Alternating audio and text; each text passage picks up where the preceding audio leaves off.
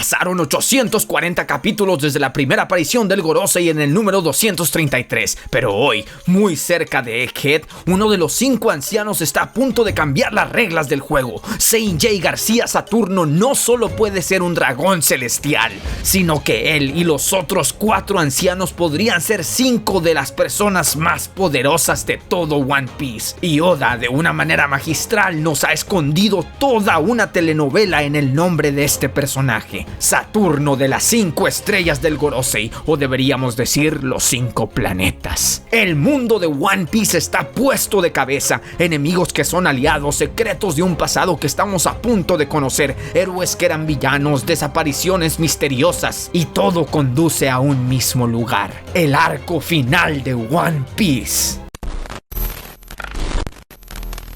Nadie estaba preparado para ver la revelación del Gorosei. Uno de los viejos del Gorosei está fuera de Marilloa, pero no solo está fuera, sino que está con Kizaru, lo que significa que están muy cerca de Egghead. Estamos a punto de ver cómo el poder más grande del mundo mueve sus cartas, y ahora sí podemos entender la confianza que demostró Kizaru cuando dijo que Vegapunk no iba a poder escapar tan fácilmente. La máxima autoridad está por cambiar la balanza en lo que hasta ahora ha sido una batalla en Egghead más o menos fácil. Los Punk y los Sombreros de Paja, gracias a la ayuda de la inesperada aliada, han ganado el control de los Serafines. El CP0 ha sido derrotado y no hay nadie en la isla que pueda revertir esta victoria aplastante, excepto uno de los miembros del Gorosei. Es que está claro que esa es la razón narrativa por la que el Gorosei está a punto de llegar a Egghead, pero ¿por qué se sintió un poco de nostalgia y remordimiento cuando este anciano presentado como Saint J. García Saturno le respondió a Kizaru que sí, que alguna vez conoció a Vegapunk, para terminar exclamando que verdaderamente era una pena cómo las cosas han venido desenvolviéndose? Este pequeño detalle, esta lectura entre líneas, nos da una cosa que pensar. ¿Quiénes son en verdad los miembros del Gorosei? ¿De qué lado están jugando? Y esto, al relacionarlo con todo lo que nos revela el nombre de este personaje, Saint J. García Saturno, podría darnos la clave para resolver una de las preguntas más importantes de todo One Piece. ¿Los piratas son malos? ¿El gobierno es justo? Recordemos el icónico monólogo de Doflamingo. El bien y el mal. Estos son 2 conceptos que siempre han cambiado a lo largo de la historia. Los que nunca han visto la paz y los que nunca han visto la guerra viven con diferentes valores. Son solo quienes están en el poder los que deciden qué es el bien y qué es el mal. ¿Piensas que la justicia prevalecerá? Claro que lo hará, porque la justicia la escribe el vencedor. Quien gana la guerra se convierte en la justicia. Un discurso que traspasa la cuarta pared, una crítica a nuestra propia realidad que nos eriza la piel, y es que el cuidado al detalle en One Piece es impresionante. Justo cuando volvemos a recordar las palabras de Doflamingo, en este capítulo Oda nos dice a través de estos niños que los marines que llegaron a Sphinx no son más que despreciables ladrones, asesinos, al mismo tiempo que vemos lo que nadie se pudo imaginar: Weevil y su madre. Unos personajes que fueron presentados por primera vez como una fuerza del caos, como un peligro, como antagonistas. Sin embargo, fueron estos piratas los que actuaron como héroes, los que salvaron a la gente inocente de las garras corruptas de la marina y el gobierno mundial. Es sencillamente impresionante cómo One Piece es capaz de sorprender de esta manera, de pegarnos sentimentalmente en los lugares y con los personajes menos esperados. Y atentos, porque el cuidado al detalle no termina allí. Oda va aún más lejos, haciendo que fuera específicamente Green Bull quien derrotara y arrestara a Weevil. El Green Bull que dijo exactamente las mismas palabras que esta rata marina de bajo rango. Que si fuera por él, la gente de Wano puede ser asesinada sin que nadie pueda hacer nada, porque él es la justicia. Porque los habitantes de Wano viven en un país sin ley, sin afiliación al gobierno, y que por eso no tienen derechos. Los niños le cuentan a Marco que esos marines eran lo peor, que actuaban como piratas, que estaban buscando el tesoro de Barba Blanca, y ya para estas alturas todos sabemos qué es ese tesoro: la isla misma, su gente, el pueblo, la comunidad que Edward Newgate pudo construir. Ese es su tesoro, su familia. Así que por un lado tenemos a la justicia, los marines que actúan vilmente como piratas. Y por el otro lado tenemos a Barba Blanca, el monstruoso emperador del mar, un mundo en donde la justicia es ciega, una cosa que se vuelve a confirmar en One Piece, una idea que ha estado presente desde el inicio de la serie, desde la primera vez que vimos al Capitán Morgan, un tirano dispuesto a ejecutar a una niña mientras que Zoro era el demonio. Es que esta es también la primera vez en que vimos la bandera del gobierno mundial, una cruz que supuestamente simboliza la justicia y el orden, pero que solo necesita ser inclinada un par de grados para parecer una bandera pirata. Pero como dice Vegapunk, por supuesto que hay excepciones dentro de la marina y el gobierno, personas que realmente buscan la justicia verdadera, la paz, personas como Kobe, Garp, Smoker, Belmer, Tsuru, Tashigi y muchos otros. El problema es con la institución. Así como mano de hacha Morgan, hemos visto muchos ejemplos a lo largo de One Piece. El Capitán Nezumi en Arlong Park, que debe ser primo o hermano de esta rata del capítulo 1073, Spantman, las Buster Call, etcétera, etcétera. A ellos no les importa la gente, el quién pueda ser herido. Ellos roban y asesinan. La definición de lo que debería ser un pirata, egoístas, crueles, sin ley, acosando a los más débiles. Un artículo publicado en Tumblr por el usuario Finding Laughtel escribió un hermoso ensayo sobre este tema. El artículo dice que es claro que en One Piece en ciertos casos los roles están invertidos, que algunos piratas como Roger, Barba Blanca y sobre todo Luffy representan todo lo opuesto a los corruptos de la marina y el gobierno mundial, que Luffy sí es egoísta, que él se mueve en base a deseos personales, que no es ningún héroe, pero que con todo y eso tiene un código moral, y tanto él como sus nakamas se mueven bajo estas reglas: seguir tus sueños, no vandalizar a los pueblos a los que llegan, no matar a la gente. Pero Luffy sigue siendo un pirata. Sin embargo, esta gente del gobierno hace todo lo contrario. Van y asaltan, invaden territorios que no están bajo su jurisdicción. Wano, la isla Gyojin, el país de Kaido y ahora Sphinx. Pero el problema es que ellos no lo ven así. Ellos sienten que tienen todo el derecho de invadir y el gobierno les va a dar el visto bueno, porque seguramente clasificarían a una isla del ex Yonko Barba Blanca como hostil. Pese a que la gente que vive allí no son más que personas comunes, personas que quieren vivir en paz. Gente que ve la bandera pirata de Barba Blanca como un verdadero símbolo de justicia.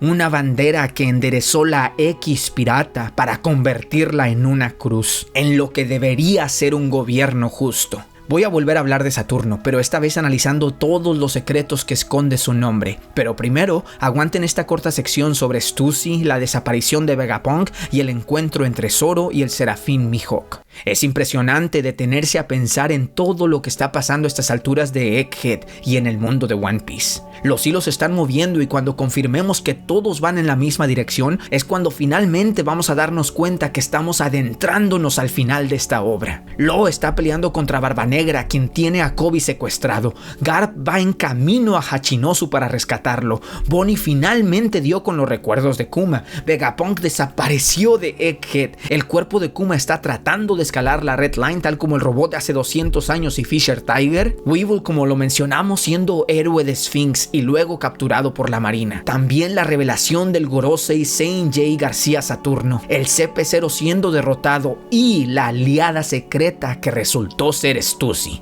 He visto que algunos están decepcionados con esta decisión, que dicen que fue un guionazo o cosas por el estilo, pero la realidad es que es algo que se estuvo sembrando desde la llegada del CP0 a Egghead. Había una semilla. En Egghead existía un traidor. Pero Oda, como siempre, nos volteó la tortilla metiéndonos al traidor en el bando enemigo. ¿Para quién está trabajando Stussy? La vieja confiable era decir que para Barba Negra, el 10º comandante. Ya ven, siempre es Barba Negra. La opción engañosa era decir que era para el Gorosei, que ellos le habían encargado eliminar a Rob Lucci pues se les había estado saliendo de las riendas últimamente. Cosa que es verdad. Y la opción que analizamos y que a no muchos les gustó fue que Stussy era en verdad el aliado misterioso a quien llamó Vegapunk. Los que se quejan lo hacen principalmente porque entendieron que Vegapunk había dicho que llevaba años escondiéndose del gobierno. Naturalmente que fue fácil pensar que se refería a esconderse físicamente en la isla, pero no. Shaka revela, como dijimos en el análisis anterior, que lo que se estaba escondiendo eran las verdaderas intenciones de este aliado, que Stussy estaba actuando como un agente doble para el gobierno, pero que su corazón y su lealtad estaban con Vegapunk. Y precisamente por esto es por lo que nos gusta One Piece. Las posibilidades son muchas y Oda las escribe de tal manera que al menos 2 o 3 opciones tienen muchísimo sentido. Ahora, en cuanto a sus habilidades y sus alas de demonio, es probable que tenga que ver con ingeniería genética. Vegapunk ya nos reveló cómo funcionan las habilidades de los serafines. No es que ellos hayan comido la fruta del diablo del señor Pink o la fruta de Boa o la fruta de Kuma, no.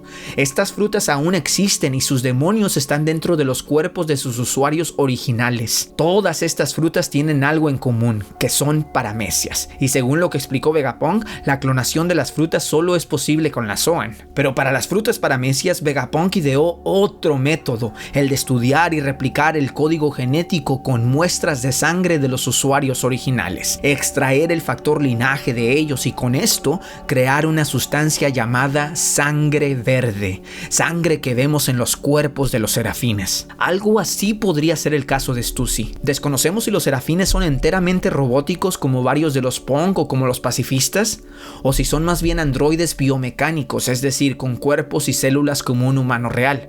Pero lo que sí podemos estar seguros es que Stussy es un clon, es decir, una humana real. Puede que sus alas y sus habilidades sean producto de la ingeniería genética y por eso el lápiz labial con Kairoseki no le afectó. O puede que sí tenga habilidades de una fruta del diablo, pero sin haber comido la fruta, es decir, gracias a la sangre verde. Quiero pensar que en este caso el Kairoseki tampoco le afectaría porque el demonio de la fruta no viviría dentro de su cuerpo. A lo que me refiero es que no pueden existir 2 demonios idénticos a la vez. Aquí es donde entraría el factor sangre verde. Tener las mismas habilidades del usuario gracias a la ciencia, pero sin sufrir las consecuencias de haber comido una fruta del diablo. Todo gracias a la sangre verde.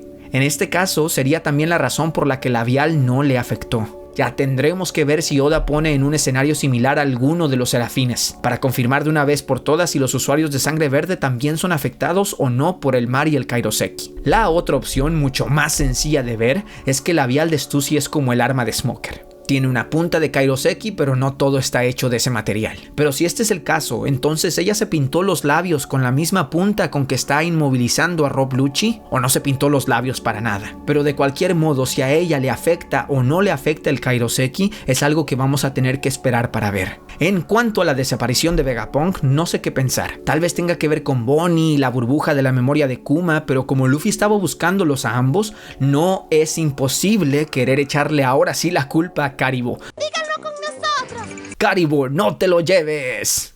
¡Oh, rayos! Lo que Zoro le dijo al serafín de Mihawk nos dejó pensando. Un serafín, es decir, un ser ya sea clonado o ya sea androide biomecánico o completamente robótico, tiene más vida, más humanidad en sus ojos que el propio Mihawk. Zoro nos tiene que contar exactamente cómo eran los días con el ex Shichibukai Drácula Mihawk. Por lo pronto, este detalle abre un montón de posibilidades de las que ya habíamos venido hablando. El deseo, la voluntad propia de los serafines. El Gorosei está a punto de tomar el control de estas armas, pero nosotros estamos convencidos de que en algún punto de la historia no van a poder ordenarles nada, porque los serafines van a seguir su instinto de cumplir su propia voluntad. Ahora, es claro que la aparición de Saint J. García Saturno cerca de Egghead significa que los serafines van a volver a atacar a los Punk y a los Sombrero de Paja. Esa es la razón argumental por la que el más alto rango de jerarquía esté a las afueras de la isla.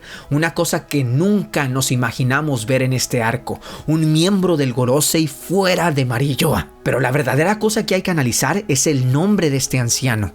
Primero el Saint, que nos asegura que Saturno y posiblemente también los otros 4 ancianos son dragones celestiales. De hecho, esta sería solo la tercera familia de nobles que conocemos. los Don Quijote, es decir, la del reino de Dressrosa. De esta familia conocemos al ancestro que esclavizó a los Tontata, a Doflamingo y su familia, papá, mamá y Rocinante.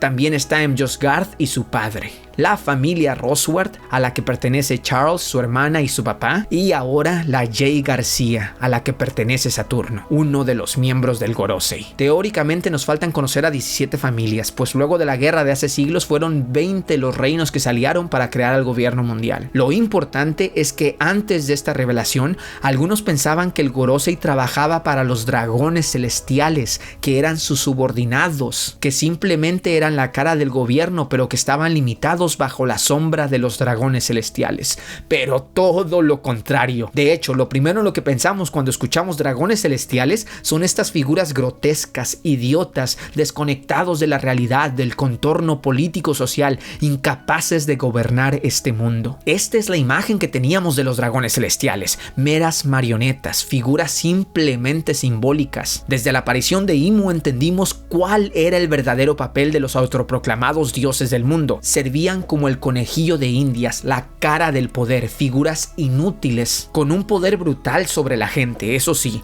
pero sin peso político. Esto era el esquema perfecto para que un rey del mundo gobernara desde las sombras, desde la oscuridad. Pero que los miembros del Gorosei también sean dragones celestiales no rompe esta narrativa, sino que la hace mucho más rica en profundidad. Es innegable que las familias de los Tenryubito, como las de Charles o la de Doflamingo, viven una vida completamente de fantasía, están desconectados de la realidad, pero ver al Gorosei, estos ancianos están en el centro del mundo político de One Piece, tomando todas las decisiones. El capítulo en el que fueron presentados por primera vez fue en el 233, titulado El poder más grande del mundo. El diseño de estos 5 personajes nos hace pensar que no solo son políticos, sino que son personajes fuertes, que tienen experiencia peleando, las cicatrices, los semblantes, la katana de uno de ellos que se teoriza podría ser la Shota Ikitetsu, una de las 2 espadas de más alto rango, la versión élite de la Sanda Ikitetsu de Zoro en Lockdown o la Nida Ikitetsu de Luffy en Wano. Los ancianos del Gorosei bien podrían ser igual de fuertes que los Yonko, o más o menos por el estilo. Y es que ahora en internet anda circulando un análisis impresionante que tiene que ver con la revelación del nombre de Saturno, la posible identidad de los 4 miembros del Gorosei, el papel de Nika, el dios del sol, la dualidad de Luffy con Barba Negra y sobre todo la verdadera naturaleza de Imu. Hace poquito vi el análisis del youtuber Ohara y sinceramente me dejó impresionado. Aplausos para toda la comunidad que lograron armar un análisis como este y por supuesto aplausos a Ohara por traernos el video. Vayan a verlo, pero si lo quieren ver en español y no en inglés, quédense. La idea principal del análisis es que con la revelación del nombre de Saint Jay García Saturno, la escritura del Gorosei en japonés cobra mucho más sentido. Hasta ahora se había estado traduciendo como las 5 estrellas, cuando en realidad Oda estaba escondiendo el concepto de planetas. Todos conocemos la posible inspiración de Oda en el diseño de estos personajes. Gandhi, quien terminó el imperialismo británico en la India. Abraham Lincoln, quien abolió la esclavitud en los Estados Unidos. Mikhail Gorbachev, quien condujo el pensamiento democrático que eventualmente pondría fin a la Unión Soviética. Y Takagi Taisuke, fundador del primer partido democrático de Japón. Y Karl Marx, quien decía que la libertad de la gente no debía ser explotada por la gente con poder. Lo increíblemente extraño y que ya todos se dieron cuenta es cómo estos 5 personajes históricos tienen una cosa en común. Eran personas en búsqueda de la libertad de la gente. A ver, ¿por qué el Gorosei, que supuestamente son los villanos, parecen estar inspirados en estas figuras históricas?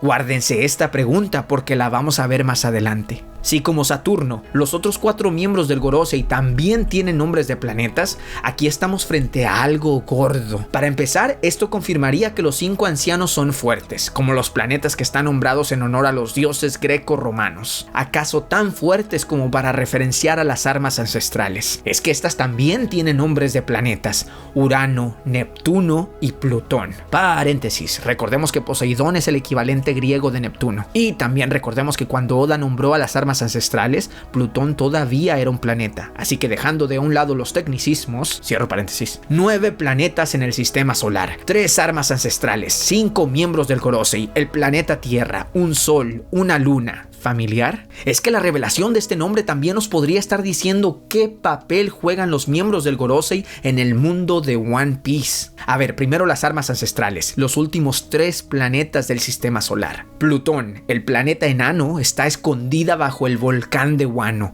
representando al dios del inframundo. Poseidón, Neptuno, es la princesa Shirahoshi, representando al dios del océano. Urano podría ser el arma voladora que vimos en Lulusia, representando al dios del cielo. Siguiendo con esta lógica, Saint J. García Saturno representaría al dios del tiempo, Júpiter el dios del trueno, Marte el dios de la guerra, Tierra la madre naturaleza, Venus la diosa de la prosperidad y Mercurio el dios del comercio. Ustedes ya saben quién es el Sol y quién podría ser la Luna. Pero este análisis va más allá de decir que los miembros del Gorosei tienen poderes de dioses. No. Estos nombres más bien reflejarían sus funciones, sus papeles en el mundo de One Piece. Una referencia mucho más sutil y más propia de Eiichiro Oda. Mercurio, el comercio, sería el anciano alto bigotón, el encargado de las relaciones exteriores. Por eso lo vimos interactuar con Shanks y es el que siempre habla por Dendenmushi con terceros. Marte, la guerra, sería el gordo bigotón, jefe supremo de la fuerza militar, encargado de organizar guerras como la de Marineford. Júpiter, el trueno, sería el rubio. Él estaría a cargo del uso y el mantenimiento de Urano. Saturno, el tiempo, es el barbón con gorro, a cargo de todo lo relacionado al tiempo y a la historia. Lo que encajaría perfectamente, pues él es quien viaja a Egghead a eliminar a Vegapunk, quien sabe de los secretos del siglo vacío. Venus, la prosperidad, sería el calvo, encargado de la economía del mundo. Estos 5 planetas, que en japonés están escritos con los símbolos de los 5 elementos tradicionales, nos entregan una pista aún más honda. Marte es el fuego, el bigotón chaparro. Mercurio, el agua, el bigotón alto. Júpiter, la madera, el güero. Venus, el metal, el pelón. Y Saturno, la tierra, el barbón con sombrero. Según la tradición, estos 5 elementos conviven en armonía con las 2 mayores fuerzas de la naturaleza, la filosofía del yin y el yang, el bien y el mal. En One Piece, las fuerzas que rodean al Gorosei son la luz y la oscuridad. Luffy, el dios del sol, pero ¿quién es la oscuridad? ¿Es Imu o acaso es Barba Negra? Esta es la pregunta que va a desatar la mejor parte de esta teoría. ¿La oscuridad es Barba Negra o es Imu? Estos son los días de la semana escritos en japonés. No es ninguna coincidencia que estén escritos exactamente con los mismos símbolos que los elementos naturales. Domingo es el sol, lunes es la luna, martes el fuego, miércoles el agua, jueves la madera, viernes el metal y sábado la tierra. Los 5 elementos que representan a los 5 planetas que a su vez representan al Gorosei. En este modelo es claro que el sol es Luffy, el dios del sol Nika, el chico alegría, Joy Boy. Pero ¿quién es la luna? Nuestra primera respuesta podría ser Imu, que Imu representa la oscuridad, pero el yin y el yang es mucho más que eso. Es un equilibrio, no existe la luz sin oscuridad o la oscuridad sin luz. Y el personaje que desde su primera aparición se nos ha demostrado claramente que es exactamente lo opuesto a Luffy es Barba Negra. Barba Negra no representa solo al mal por el mal, como lo sería Imu. Marshall D. Teach es mucho más complejo. Claro que es malo, pero es la otra cara de la moneda de Monkey D. Luffy. Ambos motivados por sus sueños, ambos luchando en equilibrio para conseguirlos. Entonces, si Imu no representa la otra cara del yin y el yang, si no es parte de ese equilibrio, entonces, ¿qué diablos es? Y esta es la parte que más me fascina de esta teoría. Imu sería la fuerza que rompe ese equilibrio, un verdadero agente externo, una enfermedad, un virus, un usurpador del mundo, en otras palabras, un dios falso. Un personaje al que solo sería posible derrotar si las fuerzas del bien y el mal trabajan juntas, si el yin y el yang vuelven a entrar en equilibrio, si Luffy y Barba Negra cada quien juega su papel dentro de esta historia. En ese caso estaríamos ante lo que podría ser la verdadera dinámica de la guerra final de One Piece. Un mundo en el que Imu ha forzado su régimen totalitario, en que arrodilló hasta al más grande poder del mundo, los ancianos del Gorosei, forzándolos a hincarse ante sus pies, gobernando con miedo. Es que si no, ¿por qué cada vez que vemos al Gorosei tomar decisiones difíciles, Oda no los muestra como psicópatas que estuviesen disfrutando su trabajo? No son un doflamingo que disfruten ver el dolor de la gente. No, estos ancianos son distintos. En Ohara vimos cómo esperaron hasta el último momento para dar la orden de la Buster Call. Uno de ellos hablaba por el Dendenmushi con el profesor Clover como si fuesen conocidos, lo que evidencia la relación que Saturno y Vegapunk pudieron haber tenido en el pasado. Ahora, en Egghead, Saturno dice que siente pena que las cosas se hayan desarrollado de esta manera, como si sintiese remordimiento por venir a hacer su trabajo. ¿Qué tal si Imu los tiene a todos sometidos, gobernando el mundo desde las sombras? Que toda la escena de jurarle lealtad ante él en el trono vacío, de preguntarle qué luz hay que exterminar, haya sido una pista que nos dio Oda para decirnos que Imu tiene al mundo secuestrado. Pero resulta muy difícil, incluso en una teoría, perdonarlos, excusarlos de todas las atrocidades que han cometido. Pero ¿por qué entonces Eiichiro Oda inspiró sus diseños en personajes históricos conocidos por sus ideales de libertad? Gandhi, Lincoln, Gorbachev, Taisuke, Marx. ¿Por qué los mayores enemigos de One Piece tienen apariencia de héroes del mundo real? La respuesta podría ser que luego de haber ganado la guerra del siglo vacío, luego de haber formado los 20 reinos aliados, luego de haber ayudado a Imu a tomar el control del mundo, estos 5 ancianos o sus ancestros se dieron cuenta que Imu en realidad fue un error que sumergió al mundo en un régimen tiránico. Lamentablemente, este dios falso ya era demasiado poderoso como para oponérsele. Es por eso que desde entonces el Gorosei ha esperado la oportunidad indicada para devolver el equilibrio al mundo, para derrocar a Imu. Esto podría explicar por qué Shanks, el moderador, estaba dispuesto a reunirse con ellos, o por qué el Gorosei no hizo nada cuando este robó la fruta del dios del sol, o por qué tampoco hicieron mucho esfuerzo para detener a Monkey D. Luffy, permitiendo así el despertar de Nika, la promesa del regreso del amanecer. Si esto es real, el Gorosei pudo haber estado esperando el nacimiento de Sombrero de Paja Luffy y Barba Negra, los D que restaurarán el equilibrio del mundo. ¡Impresionante! A ver, es claro que esto solo es una teoría, y que lo más seguro es que Oda tenga otros planes, pero hey, el sueño del hombre jamás tendrá fin. Si quieres ver más videos impresionantes, pícale a esta teoría del diablo o las mini historias narradas de One Piece. Todo con medida. La violencia es el miedo a los ideales del otro. Mahatma Gandhi.